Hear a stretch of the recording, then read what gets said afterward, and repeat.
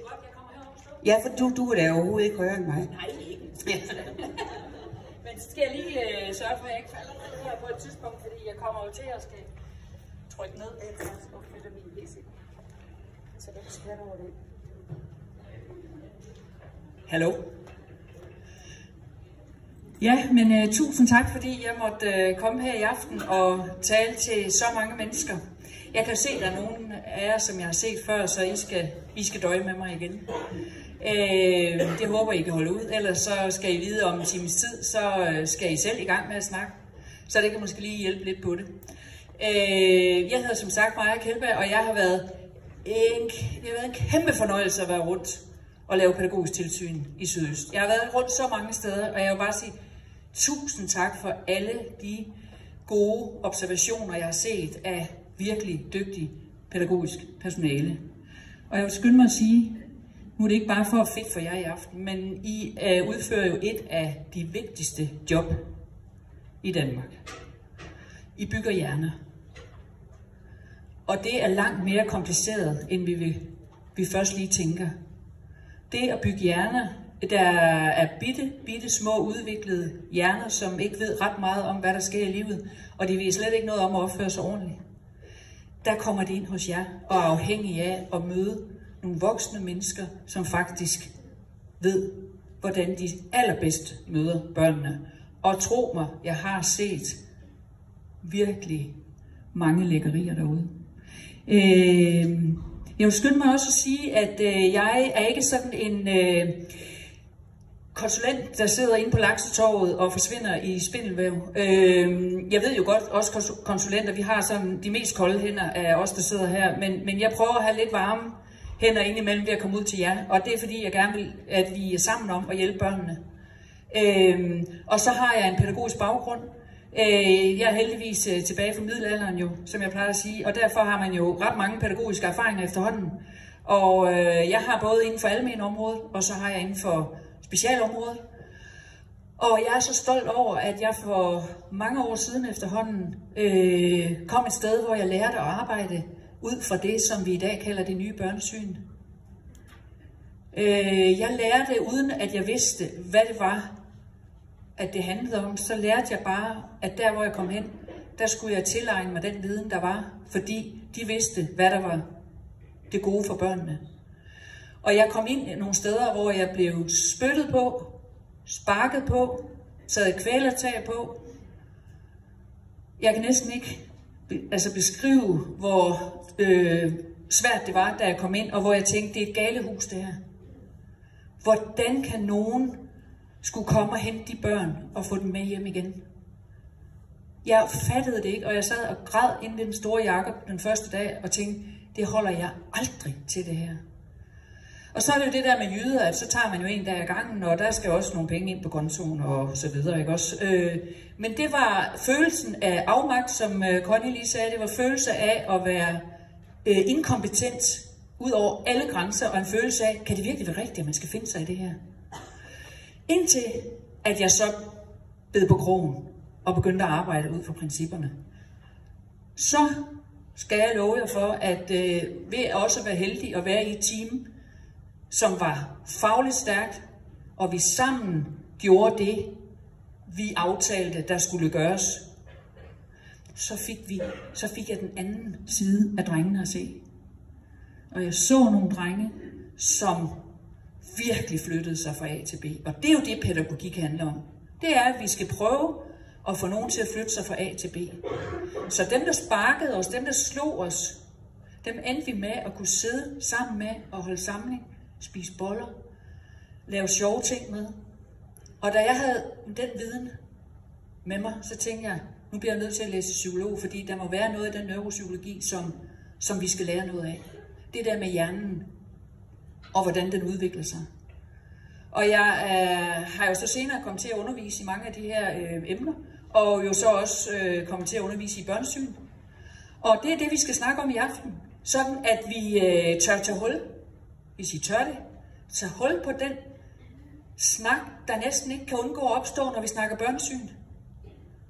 Fordi der er nogle stemmer, der siger, kan det virkelig passe? Altså børn, de kan jo næsten ikke tåle noget i dag. de kan jo næsten ikke engang tåle at få et nej. Og det er da ellers noget af det, der gør en robust. Det er at kunne tåle at få det der nej, og stop så, og lad så være, og hold op med det. Og det kan man sådan sidde og diskutere hen over bordene, fordi vi er jo nogle gamle, nogen af os efterhånden, og der kan man jo godt tænke, at vi har da aldrig taget skade. Jeg har da fået de skæld ud, jeg skulle have, og jeg har også givet nogen, det kan jeg lige så godt afsløre for jer. Jeg er ikke en snus hellig. Jeg kom først til at arbejde det sted, da mine børn de var blevet noget ældre, og jeg havde jo lært hjemmefra, at man skulle sætte foden ned. Og hvis ikke man selv kunne det, så blev man ringet op af nogle forældre fra klassen, som lige syntes, de skulle fortælle, at en dreng sad oppe på fællesarealet og drak spiritus. Og så kunne man ellers komme galopperende igennem byen på cyklen, fordi der skulle man da op lige at være den tydelige voksen, og nok lige kunne vise, at man, selvom man var psykolog, så var man altså også meget kompetent forældre, der nok skulle fortælle, at det skulle han altså ikke gøre. Og så kommer knejten jo der med tyk gummi i munden, så han kan jo næsten ikke snakke, fordi han er jo bange for konsekvenserne. Og han fik da, hvad hatten den kunne passe, og det var med fingeren op. Sidder du og drikker heroppe på fællesarealet? Og det gjorde han, men det sagde han ikke. Han sagde nej. Nixon og det tyggegummiet, det kørte de to kinder der, og det var helt sikkert, at han tænkte, benægt. Og jeg tænker bare, han var klogere alligevel end som så, fordi at hvis man får den her finger op i næsen, og så man får stillet det spørgsmål, sidder du og drikker heroppe på fællesarealet, så er det virkelig ikke en god anledning til at svare, ja, det gør jeg. Ja, jeg sidder heroppe og drikker, mor, fordi jeg er 13 år. Jeg vil egentlig gerne tilhøre fællesskabet og egentlig være sammen med de andre. Så da de foreslog, at vi skulle derop, så tænkte min hjerne, det er en skide god idé, fordi så er jeg med i gruppen. Så har jeg ikke lige tænkt konsekvenserne af, at så kommer du galopperende på din cykel og med fingrene op i næsen og siger, nu skal du altså lige finde ud af at opføre dig ordentligt. Og så kan man sige, ja, hvad skulle jeg have sagt? Jeg ville ønske, at jeg kunne spole tiden tilbage, og så for det første acceptere og respektere, at når man er 13 år, så vil man skide gerne tilhøre fællesskabet. Og det vil han også. Så hvis man lige kunne have taget det roligt. Tag det roligt, mor. Der sker ingenting her. Han kommer ikke i Horserød, bare fordi han nu her som 13-årig har siddet og drukket noget op på fællesarealet. Det kunne være, at han netop ikke kom afsted, hvis du tog lidt roligt og sagde, den tager vi lige, når vi kommer hjem, Jonas. Nu hjælper jeg lige dig hjem, fordi jeg synes ikke, det er nogen god idé, du sidder heroppe. Men vi hjælper ad. Så mit første gode råd i aften, og det vil spare jer for nogle kræfter, det er, tag det roligt. I kommer aldrig galt afsted inden for det nye børnesyn, hvis I angriber en stressende situation for børnene, også hvis de løber, med ro. Og I skal lige vide en ting, børn der løber, det er et tegn på, at der ikke er en tillid til jer. De kender os. De ved, at når vi kommer på den her måde, spurtende hen over, hey, Tobias, stop lige. Ja, du hørte godt, hvad jeg sagde. Så er det med at komme afsted, fordi den er gal, den her. Og børn får hurtige erfaringer med at skille ud. Så de ved udmærket godt, det er med at komme væk. Og jeg siger bare, at det er mens I har dem, at vi kan lære dem noget andet. Vi kan faktisk lære dem, at der kommer rolige voksne hen og siger, jeg tror, der er nogen, der har brug for hjælp her. Jeg kan høre, der er nogle børn, der græder. Der er nogle børn, der er kede af det. Det har vi set før, så det kan vi godt få styr på. Så stille og roligt, kom hen og prøv at hjælpe dem ud af situationen. Fordi det gør, at hvis de møder det næsten hver gang, uden at vi er jo ikke nogen af os, der ikke laver fejl. Og det skal I også vide, at det kan man godt. Man skal bare huske at reparere.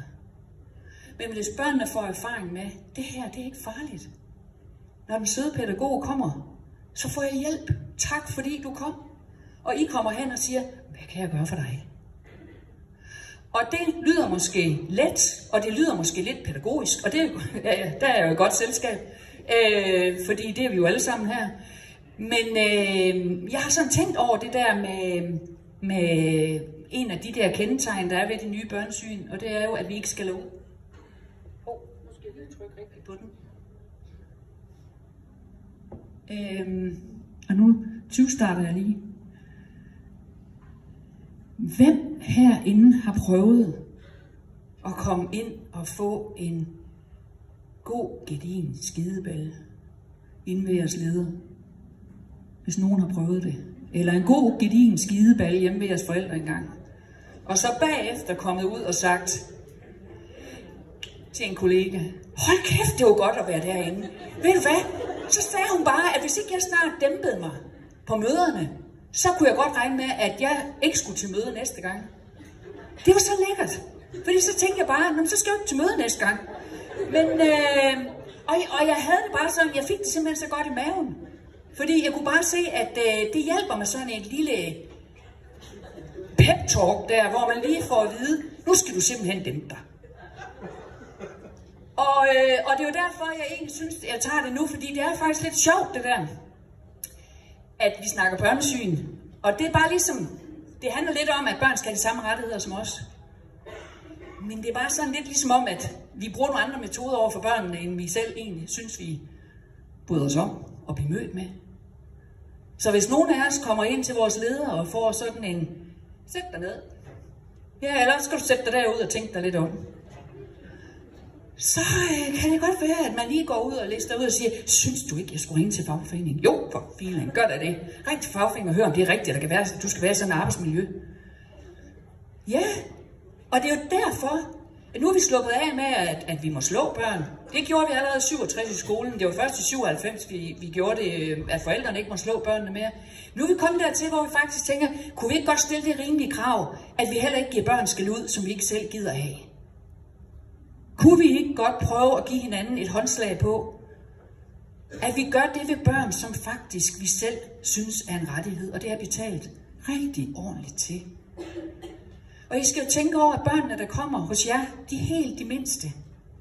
De er de sidst ankommende med den mindste uddannelse på en arbejdsplads. Og det er dem, vi i en læringssituation nogle gange, jeg siger, jeg har set så meget godt, så nu skal I ikke sidde der og føle jer trykket af stemningen. Men nogle gange, så kommer der altså nogle mærkelige ord ud af vores mund, hvor vi tænker, jamen nu har vi simpelthen fået nok. Så sent som i dag, så var jeg derude et sted, hvor der var bitte små bukstuebørn, som fik at vide, stop så. Stop så. Med hvad? Altså, med hvad? Jeg har programmeret til at gå udtrykke mine behov, og det er, jeg hammer sulten. Kunne vi så se at få noget mad på bordet? Og derfor har jeg bare ikke fundet ud af at række hånden op endnu og sige, søde pædagog, jeg ved godt, vi skal prøve at komme ind på det her på en rigtig god måde, og jeg vil rigtig gerne give dig noget at arbejde med, og jeg synes, du er skide god til daglig, men jeg er bare rigtig sulten. Kunne vi få noget mad? Nej, så bruger man jo den kommunikation, man er udstyret med. Og det er jo at sætte sig til at græde, fordi det er, hvad man kan. Og det er et tegn på, at nu skal vi simpelthen op os med den rullevogn. Og jeg siger ikke, at jeg har set nogen tage rundt med en rullevogn herinde. Jeg siger bare, at vi skal ikke sætte nogle børn i sædet ind omkring frokostbordet, hvis vi ikke har styr på, hvornår kommer den mad egentlig. Fordi vi sætter dem i et tomrum, hvis ikke vi er så gode, så vi lige giver dem lidt og nogen at snakke med, en voksen for eksempel. Eller vi giver dem nogle bøger, eller i hvert fald lige sådan sørge for, at vi siger til dem, vi kommer lige om lidt. Vi kommer lige om lidt. Sådan at de har en kontakt til de voksne. Det synes jeg er meget rimeligt. Så det vi skal prøve at kigge på i dag, det er, hvordan får vi skabt nogle rigtig trygge læringsfællesskaber, legefællesskaber, hvor vi prøver at tænke, vi kan ikke bare give dem tryghed 20% af tiden, eller 25% af tiden. De skal regne med, at vi er, som vi er, når vi er vores bedste udgave. Og hvis vi er trætte, det giver træthed og giver omsorg. Helt forstået. Jeg kan selv tydeligt huske det, hvor træt man kunne være. Så skal vi have hjælp fra vores kolleger, vores ledere, og sige, nu tror jeg lige, at jeg skal have lidt hjælp. Så derfor tænker jeg, at vi skal prøve, og det kommer jeg med nogle bud på, hvor starter det hen med at få det bedste læringsmiljø, legemiljø, når vi kan se, at der er noget, der er, altså hvor der er nogle børn, der ikke er i trivsel. Så bare lige for at summere op. Ro. Og gerne en god stemning inde på stuen. De voksne smiler til hinanden. De snakker sammen. De synes også, det er sjovt at være der. De har styr på det. Og de tager det faktisk lidt roligt. Det er altid bedre at være nede på gulvet, parat når børnene de kommer. Det vil de hellere, end at vi laver utrolig spændende aktiviteter, som der hænger 24 af i loftet. Det vil de også gerne have, hvis vi har tid til det, og hvis det er sjovt at gøre. Men vi skal ikke gøre det, fordi alle 24 børn skal gøre det. Så vi skal tænke over, hvad vi selv synes var fedt at komme ind til, når vi kom på arbejde. Det var der jo nogen, der smilte til os. Og især, hvis jeg er en af dem, som vi havde mange af på den arbejdsplads, som jo nok havde sparket os, eller havde trukket toilettet op af gulvet. Hvor var det fedt dagen efter, eller bare måske 5 minutter efter at blive mødt af en, der sagde, der kom du. Vi er på sporet igen. Det er okay. Jeg skal nok hjælpe dig videre. Fordi det er præcis den hjælp, man har brug for, når man er en af dem, der ikke kan finde ud af det. Det er at vide, at jeg er god nok, selvom jeg ikke lykkes med det, du gerne vil have mig til at lykkes med. Så jeg har bare lige taget dagtilbudsloven med herop, og så FN-konventionen, fordi det er faktisk det, vores børnesyn i Danmark siger, børn har rettigheder, ligesom vi andre. Tilpasset alder, naturligvis. Men jeg tænker slet ikke en 2-årig eller en 1-årig har brug for at blive afvist, fordi det her, det handler ikke kun om skæld ud. Det handler også om, at man lige ignorerer. Og man lige tænker, jeg simpelthen ikke holde ud i dag. Så han starter med det derovre, eller hun gør.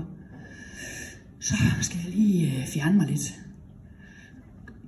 Det er fint, hvis man kan tænke, det har jeg brug for at fjerne mig lidt. Men så er det, at man skal tænke over, hvad er der galt? Hvorfor er det, at det barn sætter noget i gang hos mig? Det bliver jeg nødt til at få hjælp til. Men der skal være rart at komme ind. Og jeg bliver mødt af glade voksne, der siger, godt du kom. Det kræver vi også på arbejde, at der er nogen, der smiler til os og siger godmorgen. Så vi må godt vise lidt glæde for børn. Det tænker jeg, at vi måske alle sammen kender lidt til. Det er nogle ting, jeg har set og hørt, når jeg kommer rundt forskellige steder.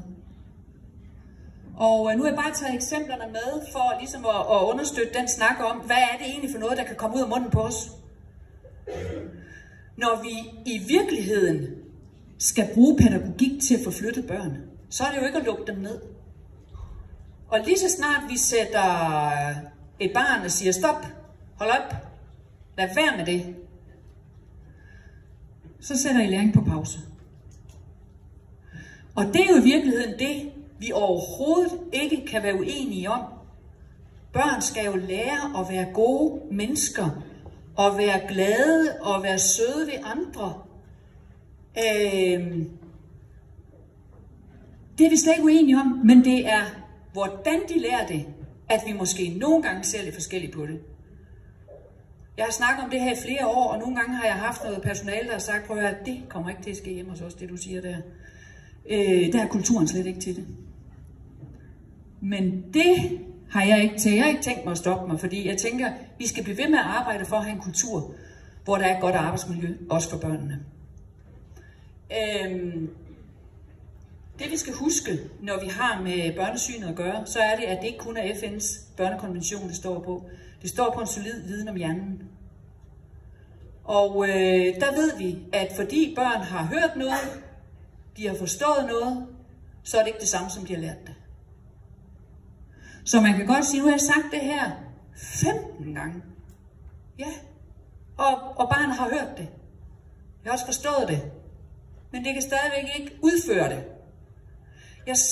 Jeg er jo pænt oppe i årene efterhånden.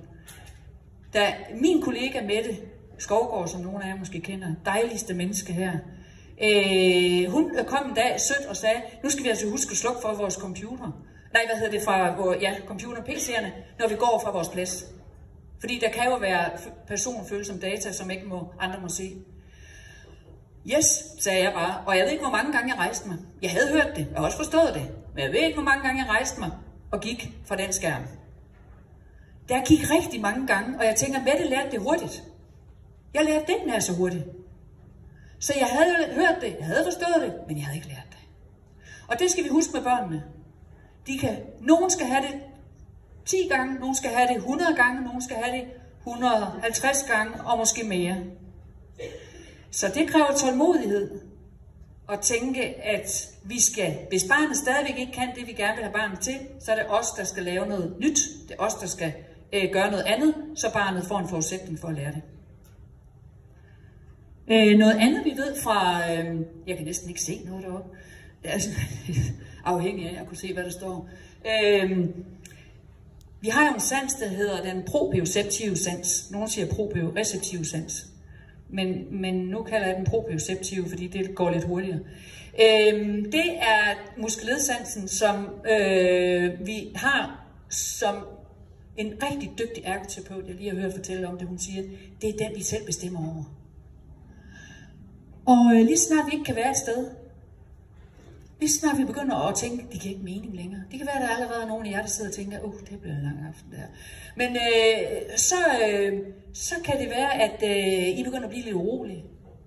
I begynder sådan at tænke, jeres tanker de flyver, det kan vi ikke se.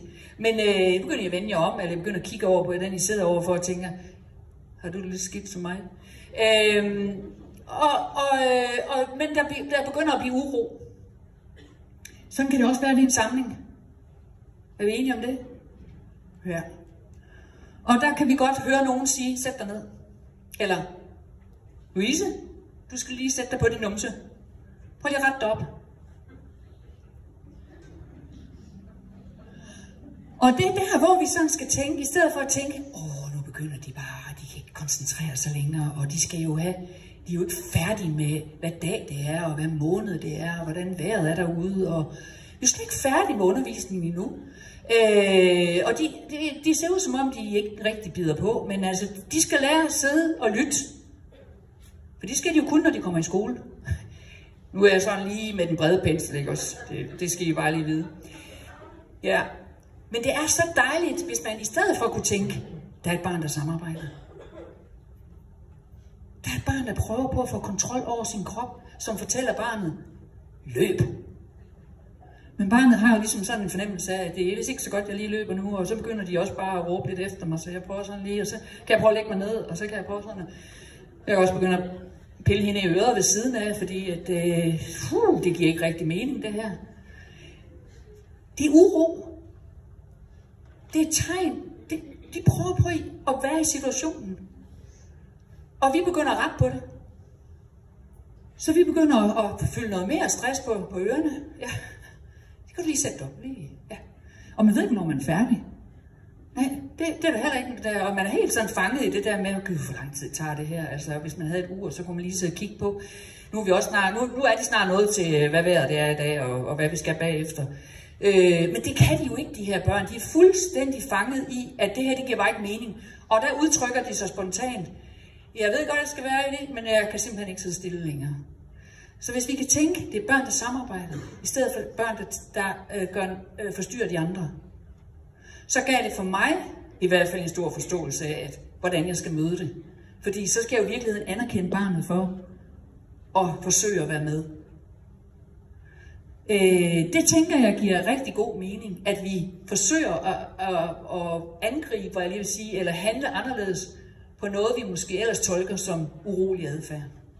Og så kan vi begynde at snakke om alle mulige spændende ting om, at man skal have en pædagogisk bagdør, som I jo kender til hudløshed efterhånden, at man lige hjælper børnene med at have noget med, man kan sidde og nulle med fingrene, eller man kan have en bog, man kan sidde og kigge i, eller man kan sidde op af en voksen, som man synes bare er simpelthen det mest tillidsvækkende menneske. Men i hvert fald skal vi ikke begynde at irettesætte det. Fordi det er kun stress på en stresset krop i forvejen, der prøver på at samarbejde. Når vi så tænker på det her med, at som jeg nævnte, var lidt inde på med, at børn udtrykker deres behov, så er det virkelig også svært, når jeg kommer rundt og ser i vuggestuerne, hvis der er nogle børn, som er så bitte små, der bare bliver lukket ned, som jeg hører nogen steder.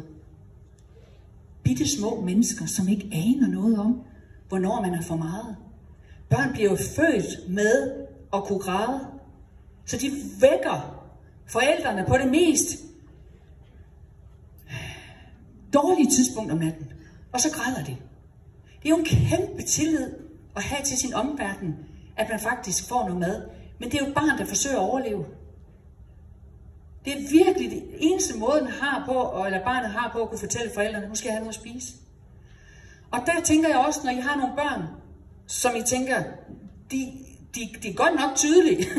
De er godt nok helt op i hovedet på mig. Hvad er det, de prøver på at fortælle os?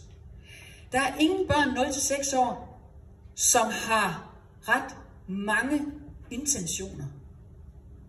Men de har reaktioner. Så de reagerer på det, vi gør. På det, vi prøver at sætte ind på hylderne. Der er ingen børn, der har intentioner om, heller ikke ved bordet, at slå så mange gange i bordet med gaflen, så der er en voksen, der simpelthen lige ved at ryge op af stolen og sige, nu tager jeg lige den gaffel der. Det er vist bedst, jeg lige har den. Og så sidder der et barn og tænker, nå for søren, ja, men man kan jo nogle gange godt selv tænke det sådan, men han ved lige, hvordan han skal få mig op i, han skal få min opmærksomhed, eller han vil hellere have negativ opmærksomhed end ingen opmærksomhed. Det er der ikke nogen børn, der vil. Det er der simpelthen ikke nogen børn, der vil. De vil gerne samarbejde. De elsker lykkes. De elsker, når de har gjort det godt. De elsker ros.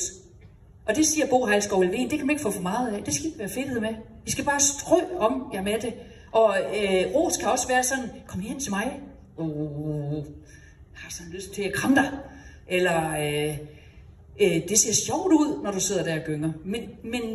Eller hvor var det godt, du kom og hjalp mig. Jeg havde virkelig brug for hjælp. Det er kæmpe ros, og det I udløser i hjernen, det er dopamin. Dopamin giver læring. Jeg håber ikke, det var for sjovt, det jeg sagde.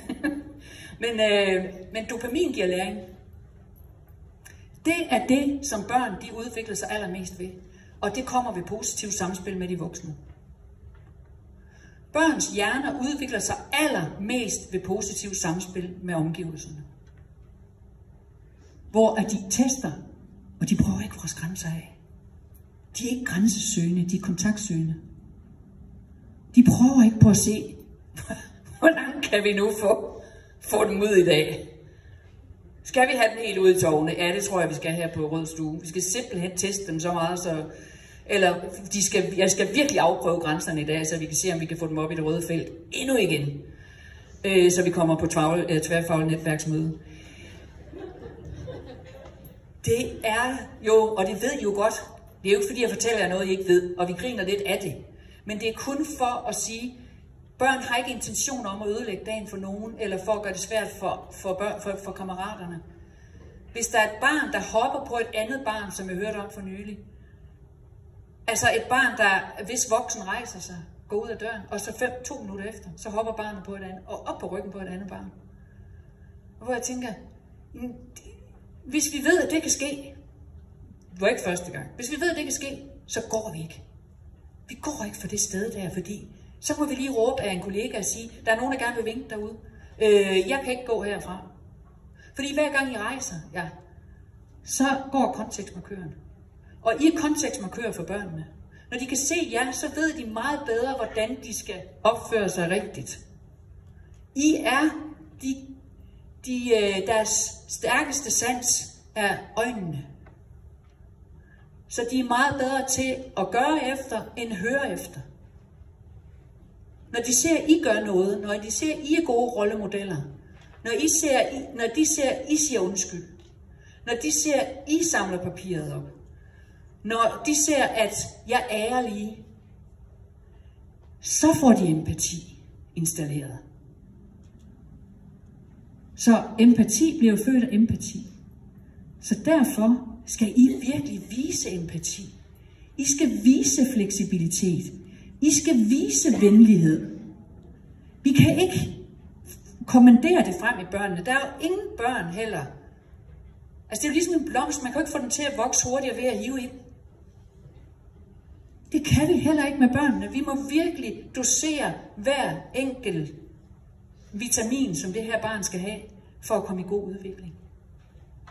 Så I skal vise med alt, hvad I gør, det de skal lære. For de ser jer, og de lurer jer. De siger tit, vi skal have sko på, hvorfor skal du ikke sko på? Det er fordi, jeg er voksen. Nå, okay. Jamen der er også, hvorfor skal jeg så? Ja, det er fordi, det skal du bare. Og så går vi måske. Men de ser jo, det passer ikke, at vi er et fællesskab her. Fordi der er nogen, der godt må gå ude uden gummistøvler. Og så er der også, der skal have gummistøvler på. Og jeg siger ikke, at man behøver at komme rendende ind med både cykelhjelm og gummistøvler og det hele på, for at være gode rollemodeller. Det gør mig ikke så meget. Men venlighed, omsorg, øjenkontakt, ro, det hjælper på små nervesystemer, som hurtigt kan komme i ubalance, som hurtigt kan råbe 112. Og jeg kan ikke understrege det nok, hvor kæmpe en forskel I gør over for børn, som er i konflikt, som ikke kan lykkes, som ikke har forstået koderne, ved at have tålmodighed og blive ved og ved og ved med at prøve at gøre noget, hvor barnet kommer i god trivsel og lærer de ting, de skal lære. Så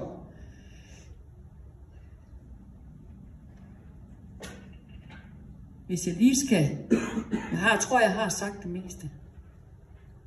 Men det her med, at børn har en værdi i sig selv, bare ved at være sig selv, bare ved at man hedder Louise, eller man hedder Nikolaj, eller man hedder Ahmed. Så hver gang jeg kommer ind, så er der nogen, der får store øjne og siger, godt du kom. Når man faktisk nok ikke rigtig lykkes ret mange gange, så er det lige præcis dem, der har allermest brug for det. Dem, vi har allermindst lyst til at give den der strøg på ryggen, eller øjenkontakt, eller krammet, eller det er dem, der har allermest brug for det. Nu skal vi prøve at gå videre. Og jeg har sådan selvstændigt indført et begreb, jeg kalder den røde løber. Fordi nu har jeg givet nogle anvisninger på, hvordan er det nu, at vi skal prøve at vende det her. Det kan godt være svært at vende en kultur, eller vende nogle måder, man er sammen med børnene på. Nogle af jer sidder måske allerede og tænker, jamen det kan da godt være, at jeg engang imellem skal tage det lidt mere roligt. Det kan også være, at der er nogle af jer, der tænker, at jeg måske skal sidde lidt mere på gulvet. Det kan også være, at der er nogle af jer, der tænker, at jeg skal smile lidt mere. Det kan også være, at der er nogle af jer, der sidder og tænker, jeg har lyst til, at vi i morgens, eller når vi sidder her lige om lidt, og vi skal til at arbejde sammen, sige, hvordan får vi sådan en glad kultur i vores team? Hvordan kan vi smitte af på børnene? Fordi de ser jer, når I ikke smiler til kollegaen, eller når I ikke tager imod den udstrakte hånd, der måske kommer fra en kollega, eller der er helt stille, når man sidder og spiser. Hvad er det også for en uskik? Altså, hvorfor skal der være ro, når man spiser? Er det ikke der, hvor det er fint nok, man lige sidder og kommer stille ind, og sådan, men det der med, at så sætter vi uret, og så tiger vi stille i et kvarter, eller 10 minutter, eller hvor meget det nu er. Det er simpelthen ikke nogen børn, der kan overholde. Ikke ret lang tid i hvert fald. Og så kan vi næsten kun sætte noget op, som gør, at de ikke lykkes. Fordi de kan ikke holde mund. Og det tænker jeg, der skal vi virkelig hjælpe børnene med at igen være gode rollemodeller, der synes, det er dejligt at sidde her omkring bordet. Og vi har ikke bare travlt med at fortælle dem, at de skal spise rugbrød, før de skal spise pålæg. Fordi det ved jeg godt, at der kommer jeg tit i modvind, fordi det synes man, det er simpelthen det er noget, der er rigtig godt. Det kan man sådan lige bruge lidt tid på at frokostbordet og holde øje med, at de får spist det der rugbrød, fordi nu skal de jo helst ikke spise det pålæg, før de spiser rugbrød. Men børn har jo rettigheder ligesom os, og det vil sige, at hvis vi har givet dem noget mad, så bestemmer de selv, om de vil spise det. Ja. Jeg tror ikke, der er nogen af jer, der vil finde jer i, hvis jeres leder kom hen og sagde, frokostbordet, du spiser lige op for det første. Det ser skidt ud, at hver gang du har siddet og spist herinde, så er din halv tilbage på tallerkenen, og det er altid dit rugbrød. Det er igen noget, som jeg tænker, det vil aldrig foregå på en normal arbejdsplads. Og så ved jeg jo godt, at vi skal lære børnene nogle gode vaner. Men det skal de jo igen se, hvordan andre børn synes faktisk, at rugbrød smager godt. Og måske har man det lidt svært med at have noget ind i munden. Måske er det der rugbrød, det er sygt. Og det tager bare lidt af arbejdsglæden. Og det tager også ens overskud til at være sød ved de andre. Man begynder faktisk sådan at synes, de andre er pisse irriterende, for at sige det rent ud, så man begynder at skubbe til dem. Eller vælte til tallerkenen, fordi jeg vil ikke spise det rugbrød der. Så hvis vi bare kan være enige om, I kan jo ikke trylle med alt muligt mad. Det er jeg godt med på, selvom jeg har set så mange knokle ud i køkkenet for lige at finde den skål grød til det barn, som ikke lige... Jeg ser jer hjælpe rigtig, rigtig meget. Men vi kan i hvert fald... Nogle gange må vi jo konstatere, at der er bare ikke mere vandmelon på det bord. Så når barnet spørger mig, jeg vil kun have vandmelon. Men så er det jo fair nok at sige, at vi har ikke mere vandmelon. Men mindre der er vandmelon, som jeg også har set, at der står faktisk noget vandmelon, men den synes man så lige, barnet skal bare ikke have mere vandmelon. Kunne man godt lige skære en lille snas af og sige, og det var så det sidste, fordi der skal også være til de andre børn. Men det kan man jo godt sige med venlighed. Altså, alt kan man sige med venlighed. Det kan man faktisk. Men man behøver ikke at få ære at sige, at alt kan lade sig gøre, det kan det ikke altid. Men så siger man det bare med den største naturlighed. Nej, hvor er det ærgerligt. Jeg kan simpelthen så godt forstå, det vil jeg også gerne have. Men vi kan måske finde på noget andet. Så venlighed igen, overblik, omsorg. Og så igen den der rullevogn, hvis den lige står klar, når børnene sidder derinde, så er vi godt på vej. Men den her røde løber, den har jeg brugt adskillige gange på mit gamle arbejde. Og det var omdrejningspunktet, uanset om det var en 18-årig, der havde sat en eller stillet en 2-personers sofa i døråbningen, eller det var ham, der havde taget toilettet op, eller det var ham, der havde taget kvælertag på os.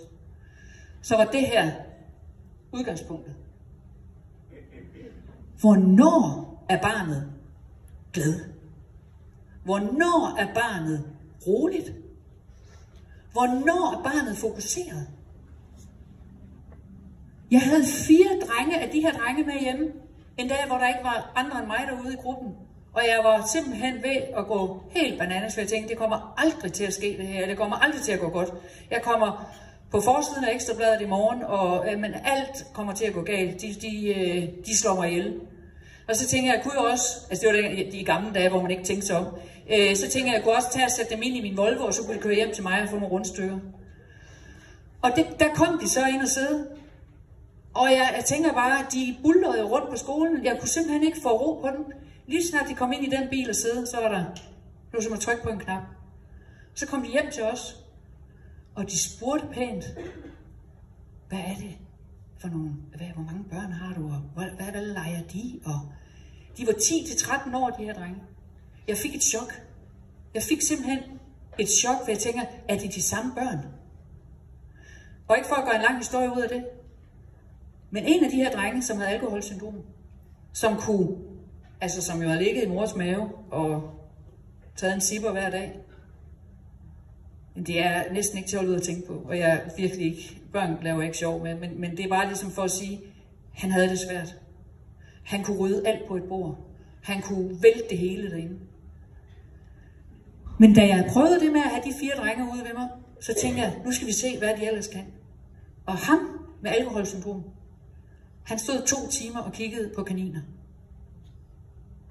Det var det, der var meningsfuldt for hans hjerne. Da vi alle sammen, det er jo ikke mig, der er en helt her, men hele teamet, da vi sammen gik på jagt efter, hvad er meningsfuldt for de her børn, når de ser på noget, så begyndte vi netop at få dem i god trivsel. Så de børn, der har det aller værst, der skal vi virkelig, virkelig ud med den røde løber. Sæt os ned og sige, jeg så ham faktisk være rigtig glad den anden dag. Eller jeg så ham faktisk stå og kigge på en hel gruppe børn. Jeg var ude et sted i dag, hvor jeg så en lille dreng. Han har ikke så meget lyst til at være sammen med de andre børn. Men da de stod og hoppede til noget Ramasjang-musik og havde det så sjovt, så stod han og kiggede på og smilede med. På afstand. Men det var meningsfuldt for ham. Så kan man sige, at vi har forskellige måder at være i verden. Det kan godt være, at han ikke leger lige så meget som de andre børn. Men det var meningsfuldt for ham at være en del af fællesskabet ved at stå og kigge på dem og kunne se, at de havde det sjovt. Så hvis I har nogle børn, der er mistrivsel, hvis I har nogle børn, der løber væk, lad os sammen, og jeg kommer gerne og hjælper, lad os sammen finde ud af, om det så er 10 minutter om morgenen, når de kommer ind ad døren, at der er noget, der lykkes. Så er det de 10 minutter, vi fokuserer på. Vi snakker ikke om alt det andet, der ikke lykkes. For det bringer os ikke nogen steder hen. Men det bringer os nogen steder hen og sige, om det så er legepladsen, Jeg snakkede med en gruppe her forleden, hvor vi snakkede om, at hun græder lige snart hun kom ind ad døren. Hun er simpelthen ikke. Hvor er hun glad? Jamen, det er, når hun er ude at gynge. Nå, men skal hun så ikke ud at gynge, når hun kommer ind om morgenen? Det er der sikkert 10 andre børn, der også gerne vil. Jo, det kunne vi jo godt prøve. For at bryde det mønster også, fordi det er svært at sige farvel til mor. Og man kan ikke sidde, selvom det kunne være dejligt, man kan ikke sidde ved den samme pædagog i en halv time ad gangen. Så vi bliver nødt til også, og det bliver også et mønster, så vi bliver nødt til at gøre noget af det, som der kunne være en erstatning. Så børn I har, skal vi arbejde med på den her måde. Fordi når vi begynder at gøre det, altså et barn, der er mistrives, det svarer til, at I er stresset. Eller I kommer ind til jeres leder og siger, at jeg er simpelthen lige ved at, jeg tror snart, jeg skal til at sygemelde mig. Så kan det godt være, at man lige skal hjem et par dage og gå. Så kommer man tilbage og siger, nu skal jeg bare starte op igen. Jamen det skal du gøre på en god måde. Hvad kan du overkomme? Hvad kan du klare? Hvad for nogle arbejdsopgaver synes du ikke er stressende? Det er jo den måde, jeg tænker, vi arbejder på at få gode medarbejdere på sporet igen. Sådan er det også med børn her. De er stressede. De har alarmhjerner, der går i gang. De kan ikke honorere de voksnes krav. De lukker ørerne efterhånden, hver gang vi kigger på dem. Fordi det der nervesystem, det er så fyldt af ting, der ikke lykkedes, gråd, afvisninger, skæld ud. Så bare vi kigger på dem, så er de jo ved at stikke af. Så skal vi virkelig, virkelig være dygtige til at finde ud af at gøre det allerlækreste for dem. Og der tænker jeg, at det er det gode ved at være sammen med jer, for jeg ved, I er gode mennesker. Der er ikke nogen af jer, der ikke gerne vil give. Der ikke gerne vil samles om, hvad kunne være godt for det her barn? Hvordan kunne vi gribe det an? Skal det være sådan, jeg var ude et sted her, hvor vi bare sad og fandt en god plan for et barn, fordi, jamen, han kan ikke så godt lide at vaske hænder. Jamen, hvordan får vi vasket hænder? Nå, men det kan være, at vi skal have sådan en lille bæltetaske om maven, fordi så har vi lidt, og der har jeg også skrevet heroppe, alt går, hvis der er noget, der er ubehageligt for børn, om det er at få skiftet ble, eller hvad det er. Hvis der er noget, der kan vende situationen, brug det. Vingummier, whatever. Bare giv barnet en oplevelse af, at det her, det er faktisk okay, og ikke så tosset. Der er ikke nogen børn igen. I skal ikke tænke om, de bliver så udspillet, så vil de bare vingummier hele tiden. Nej. De stopper med det her. Jeg har prøvet det så mange gange. Også med ældre børn. Fik glaskugler, så de kunne se, nu lykkedes jeg her i den her time. Nå, så fik jeg 2 glaskugler. Og jeg ved, når bæret er fyldt, så skal jeg simpelthen have iPad. Eller så skal jeg simpelthen med mig over på biblioteket. Eller så skal jeg noget andet godt. Så det med, at børn både kan se, hvad er kravet, og hvad er belønningen. Hvad er det, min hjerne skal se frem til, når noget er svært? Vi skal lige være sammen her, fordi vi skal lige have noget tøj på. Og når du har gjort det, så skal du ud på legepladsen. Og derude, der skal barnet vide, hvad er det, der venter mig derude. Det er noget, jeg godt kan lide. Så når vi har et barn i mistrivsel, vi kan ikke gøre det for lækkert. Der er ikke noget, hvor vi tænker, så får han bare dårligt med det her, eller hun gør. Niks. Frem med lækkerierne, frem med de gode idéer, frem med at vende, selvom vi er inde til klokken 9. Jamen det er ikke sikkert, at vi er inde til klokken 9. Det kan godt være, at der er nogen af os, der er ude klokken 7:30. I er så dygtige til at finde løsninger. Og I er så gode til at sige, jamen så går jeg ud på legepladsen. Vi bliver nødt til at vende rundt på nogle strukturer, hvis ikke de virker for børnene. Og der skal nok være nogen, der følger med os. Og så skal I lige huske, at når vi gør det her, så hjælper vi også resten af børnegruppen. Og det er fordi, at for mange negative samspil mellem børn og voksne, det smitter af på resten af børnegruppen. Så ikke alene, når vi kommer med vores løftede pegefinger, eller vores, så stopper du. Nu, jeg maler med den brede pensel, ikke også? Altså, jeg der sidder her og simpelthen næsten ikke kan tåle at høre mig sige det. I skal bare, det går over igen, I er snart færdige. Men så skal man virkelig tænke over, når vi har haft en konflikt, der har været gråd, der har været voksne, der har set bred ud, så smitter det sådan, at nervesystemerne faktisk, de tager i hvert fald op, kan tage op til et par timer og falde til ro igen.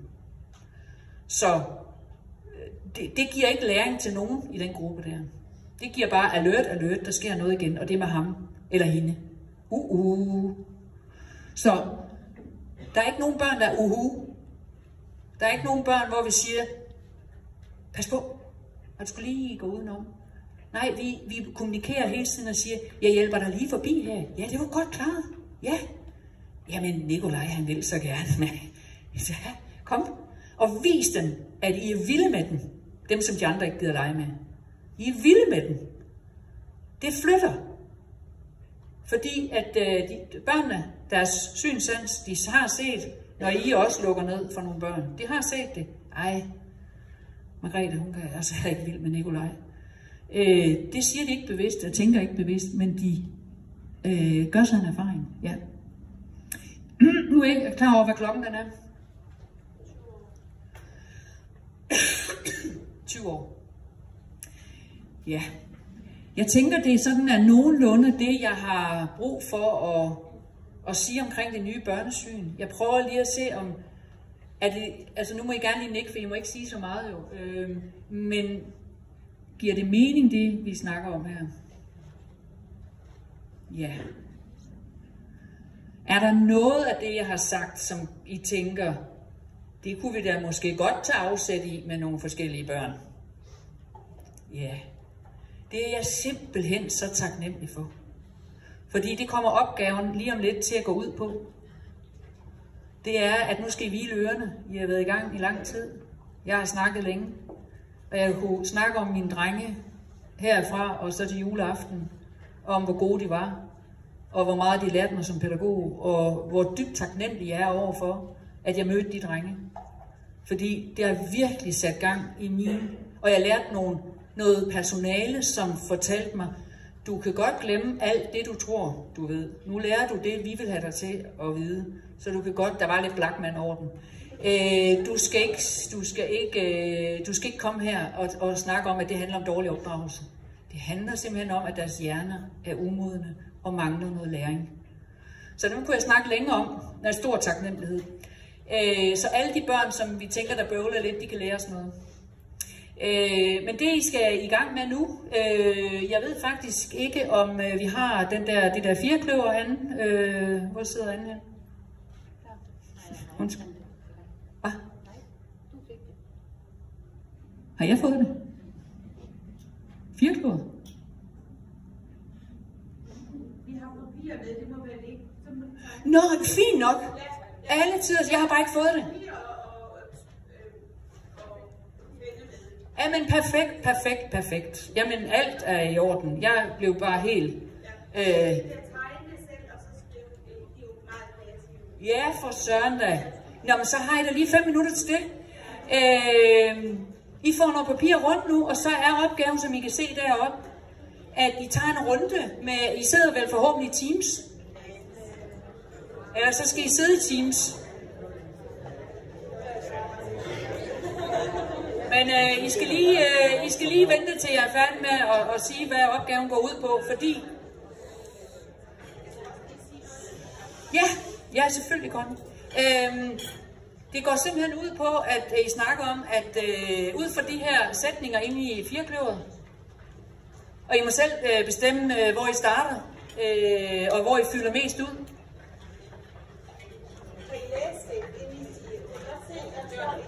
Godt.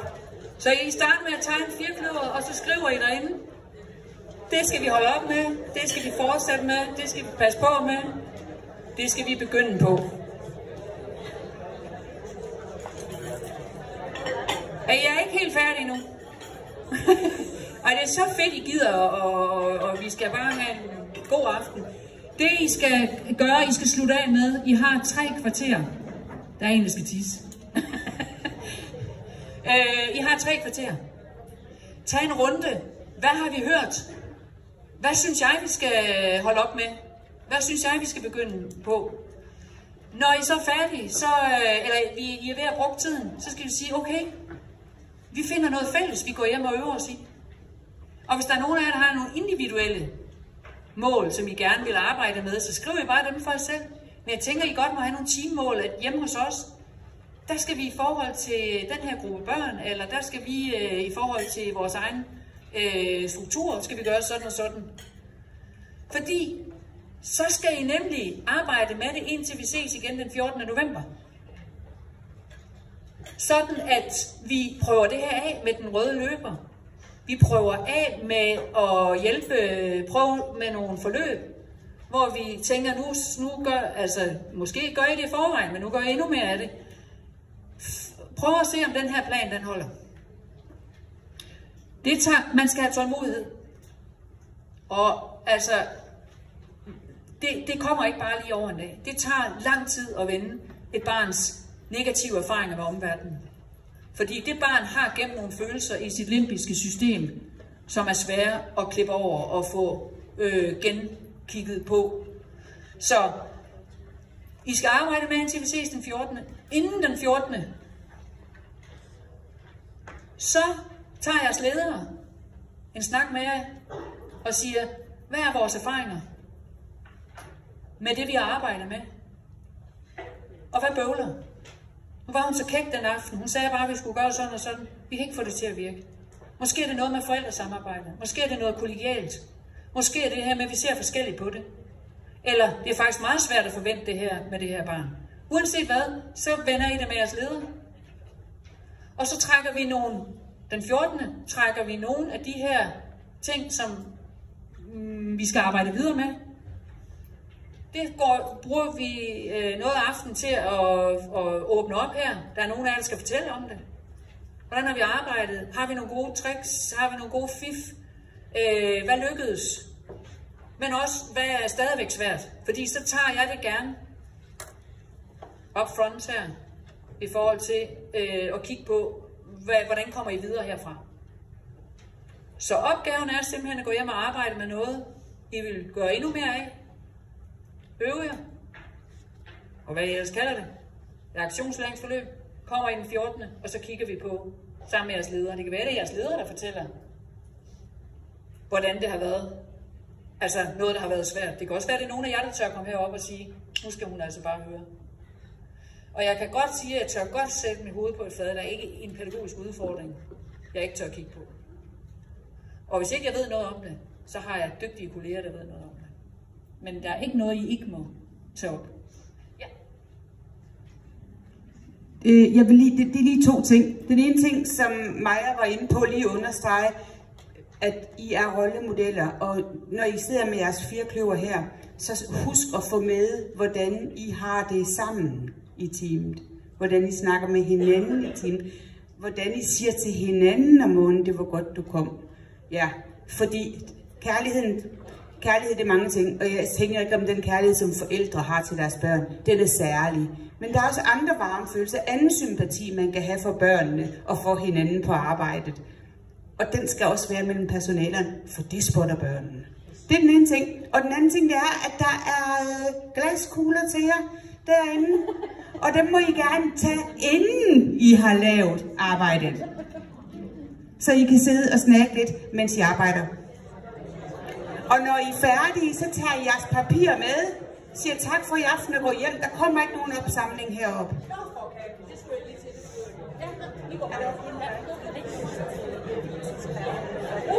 Så vi skal nok sige, når der er 5 minutter tilbage.